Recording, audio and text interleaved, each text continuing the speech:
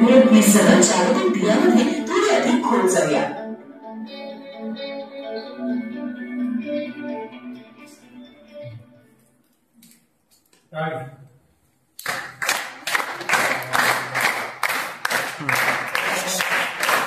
बस बस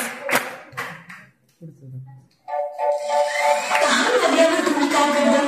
तुम्ही नळाचं पाणी पिता अर्थातच. आणि जेव्हा तुम्हाला खरंच लघवी करायची असते मग जवळ नेहमीच एक शौचालय असते. तुम्हाला माहित आहे का की जगातील 2 अब्जाहून अधिक लोकांना नळातून एक ग्लास पाणी मिळू शकत नाही आणि 4 अब्जपेक्षा जास्त लोकांकडे जाण्यासाठी स्वच्छ शौचालय नाही. स्मार्ट आविष्कारांचा वापर करून आम्ही स्वच्छ पाणी व स्वच्छतावर काम करत आहोत. फ्लश केल्यावर अतिकार्यक्षम टॉयलेट बाउल बद्दल काय? या शौचालयात सामान्य शौचालयापेक्षा खूपच कमी पाणी वापरले जाते. ज्या देशामध्ये दर आहे